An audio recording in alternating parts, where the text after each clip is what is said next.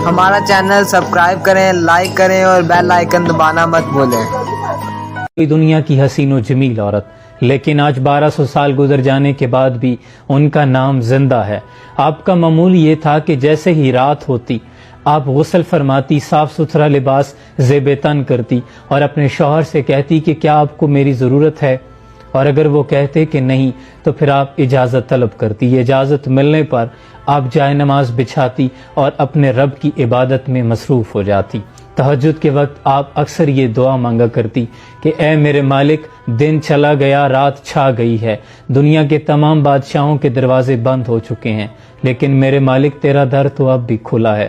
تیری بندی تیرے در پر تیرے فضل کی تلاش میں ہے، جھولی پھیلائے بیٹھی ہے۔ میرے مالک، جیسے تو نے اس آسمان کو زمین پر گرنے سے روک رکھا ہے، ویسے ہی اپنی اس بندی پر شیطان کو مسلط ہونے سے روک دے۔ جوانی میں ہی آپ کے شوہر کا انتقال ہو گیا، آپ بیوہ ہو گئی۔ بصرہ کے بہت بڑے امام، مسلمانوں کے امام حسن بصری رحمۃ اللہ علیہ نے آپ کو نکاح کی دعوت بھیجی۔ کوئی شادی کی خواہش نہیں تھی، اس لیے کہ آپ پرہیزگار ہیں۔ اگر آپ سے نکاح ہو جاتا ہے تو قیامت کے روز میری بھی بخشش کا سامان ہو جائے گا۔ لیکن رابعہ بصری نے فرمایا کہ پہلے مجھے آپ میرے ان 4 سوالوں کے جواب دے دیں۔ پہلا سوال یہ ہے کہ مجھے جنت ملے گی یا دوزخ؟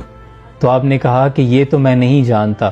پھر پوچھا اچھا یہ بتائیں کہ قیامت کے روز جب اللہ اعمال نامے اڑائے گا، کسی کے دائیں ہاتھ میں آئے گا، کسی کے بائیں ہاتھ میں آئے گا، میرا اعمال نامہ میرے دائیں ہاتھ میں ہوگا یا بائیں میں ہوگا؟ تو آپ نے فرمایا کہ میں تو یہ نہیں جانتا۔ پھر پوچھا اچھا یہ بتائیں کہ قیامت کے روز جب نیکیاں تولی جائیں گی تو میرا نیکیوں کا پلہ بھاری ہوگا کہ برائیوں والا پلہ بھاری ہوگا؟ کہا میں یہ بھی نہیں جانتا۔ کہا اچھا یہ بتا دیں کہ قیامت کے روز جب دنیا پل صراط سے گزرے گی تو کچھ گر جائیں گے، کچھ گزر جائیں گے، میں گر جانے والوں میں ہوں گی یا گزر جانے والوں میں ہوں گی؟ تو اس پر حسن بصری نے فرمایا کہ میں یہ بھی نہیں جانتا۔ اس پر آپ نے فرمایا کہ پھر مجھے اس دن کی تیاری کرنے دیجیے۔ اس کے بعد آپ نے بقیہ زندگی اپنے رب کی عبادت میں مصروف گزاری۔ جب آپ کے وصال کا وقت قریب آیا تو اپنی خادمہ کو یہ وصیت فرمائی کہ میرا کفن اسی چادر جس میں میں تہجد پڑھا کرتی تھی، اسی چادر کو میرا کفن بنانا اور کچھ ہی لوگوں کے ساتھ رات کے وقت میری تدفین کر دینا، صبح پھر لوگوں کو بتانا، پہلے مت بتانا۔ آپ کی خادمہ نے اسی طرح کیا۔ صبح جب لوگوں کو خبر ہوئی تو ہائے ہائے کا عالم تھا کہ ہمیں کیوں نہیں بتایا گیا۔